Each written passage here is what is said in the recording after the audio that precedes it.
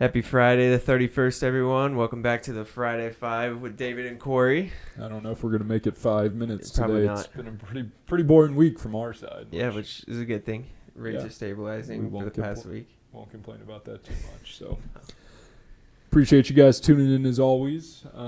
Cory and I were just sitting here chit-chatting, talking about what's going on. Our last video, we talked about the banking crisis and what that was doing to the overall mortgage market, what that was doing to the overall credit market. And Cory asked me if I thought it was over. And I don't really know. What do you think? I don't think it's over. Okay. It's good to know. I'm just going to be honest. I don't think it's over. Yeah, we won't see the big banks fail. No. JP Morgan and But that's Bank of actually America and I'm US glad Bank. you brought that up Sure. because that's not what we talk about here. Is that a good thing? So if we're gonna monopolize these banks even more, so by the Fed raising rates so high, a lot of depositors are also pulling their money out because they're scared that we can have another SVB with another regional bank. Sure.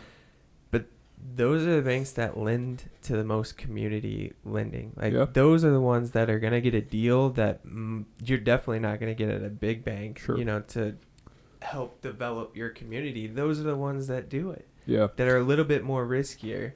Right. I mean, that's what they said about SVP is the majority of startups banked with that company. And then overnight, they didn't have the ability to make payroll or whatever because they didn't know what was going on. Yeah. So, you don't want to put all of the, chips in the pot with these four large banks, but they're also the most stable right now, right? Yeah, right.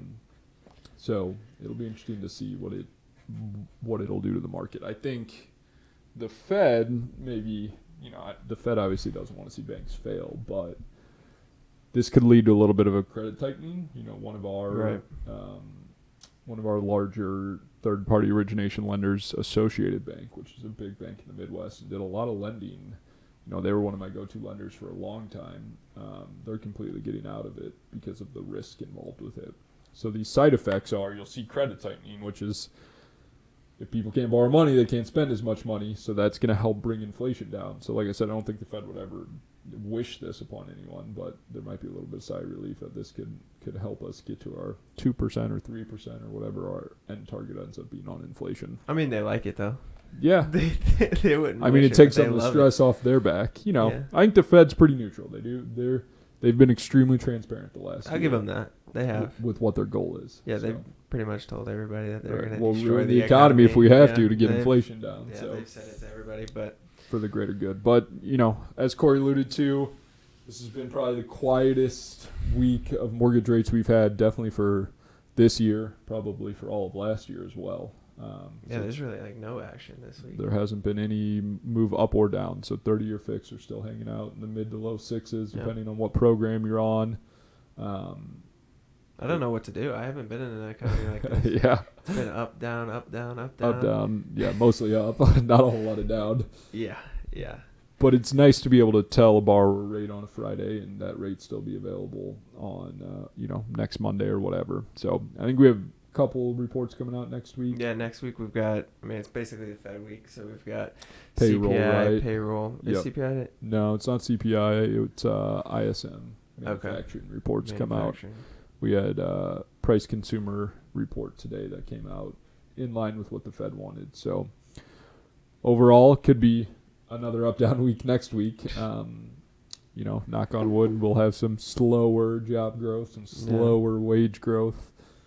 Do we want that, though? From the mortgage industry standpoint, we do for rates. I know, but that inherently itself, if people don't have money, they're not going to be shopping for mortgages. Sure. But so I know we talk about, it's good, but is it? Yeah, I mean, you can't control inflation, though, when people are making more money. Yeah. So that's the key takeaway from that. So me being pessimistic again. always. Always. Cory the pessimist, David the optimist. So yeah. hopefully we see you guys at Tomorrowland next Wednesday for all of our agents that are invited. And if you have any questions, reach out, let us know. So Yeah. we'll be back next week with some reports on what the jobs report is and all that good stuff. Yep. Well, this one we just wanted to be real quick. Rates are kind of at the bottom if you want to know what the average rate is too. So if you're curious about that, that's what you come here to get an update about. There you go. So, Cool. Thanks thanks guys. guys.